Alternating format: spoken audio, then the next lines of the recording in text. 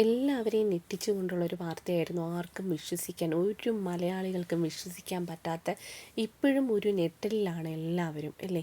നമ്മുടെ പ്രിയപ്പെട്ട കലാഭവൻ നവാസ് അന്തരിച്ചിരിക്കുന്നു.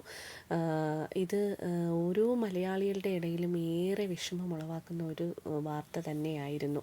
ഷൂട്ടിങ്ങിനിടെ വീട്ടിലേക്ക് തിരികെ പോകാമെന്ന് പറഞ്ഞ് ഹോട്ടൽ മുറിയിലേക്ക് വന്നപ്പോഴായിരുന്നു പിന്നെ ഹൃദയാഘാതം എന്നാണ് സൂചന ലഭിച്ചിരിക്കുന്നത്. പക്ഷേ ഇദ്ദേഹത്തെ സംബന്ധിച്ചിടത്തോളം എല്ലാവരെയും ഒരുപാട് ചിരിപ്പിച്ച ഒരു മനുഷ്യൻ, ഒരു നല്ല ഗായകൻ.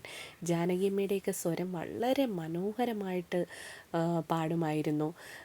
പിന്നീട് നമുക്ക് അറിയാവുന്നത് രഹ്നായുടെയും നവാസിൻ്റെയും പ്രണയബന്ധം, അവരുടെ കല്യാണം, അതൊക്കെ കഴിഞ്ഞ് കുറേ ഗ്യാപ്പുണ്ടായിരുന്നു. പക്ഷേ ഈ അടുത്ത കാലത്ത് വീണ്ടും ഇവർ മീഡിയയിലേക്കൊക്കെ തിരിച്ചു വന്നു.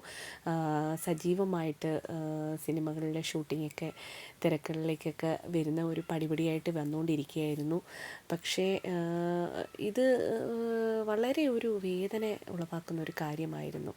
ഈ ഷൂട്ടിങ് കഴിഞ്ഞ് തിരികെ വീട്ടിൽ പോകാനിരിക്കവെയാണ് ഇങ്ങനൊരു സംഭവം. പിന്നീട് ഇവർക്ക് ആയിട്ട് ഒരുപാട് ഇൻ്റർവ്യൂസിലൊക്കെ ഇവർ പങ്കെടുത്തിട്ടുണ്ട്. അപ്പോൾ രഹിന പറഞ്ഞ ഒരു കാര്യം, നവാസിക്ക ഇല്ലാണ്ട് എനിക്ക് ജീവിക്കാൻ കഴിയില്ല. ഈ ഒരു വാക്ക് നമ്മുടെ എല്ലാവരുടെയും മനസ്സിലേക്ക് ഓടിയെത്തിയിരിക്കുകയാണ്. പക്ഷേ ഇനിയുള്ള അങ്ങോട്ടുള്ള ഒരു ജീവിതത്തിൽ രഹ്നയ്ക്കും കുടുംബത്തിനും മക്കൾക്കും ഒക്കെ ആത്മധൈര്യവും പിടിച്ചു നിൽക്കാനുള്ളൊരു ബലവും മനോധൈര്യവും എല്ലാം ഈശ്വരൻ കൊടുക്കട്ടെ എന്ന് നമുക്ക് പ്രാർത്ഥിക്കാം.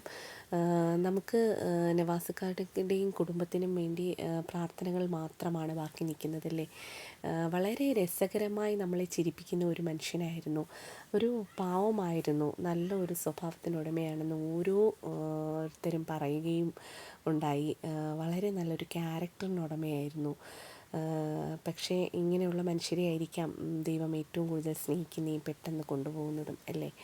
ഏറെ ദുഃഖത്തോടെ നമുക്ക് ഓരോരുത്തർക്കും മനമുരുകി അവർക്ക് വേണ്ടി പ്രാർത്ഥിക്കാം.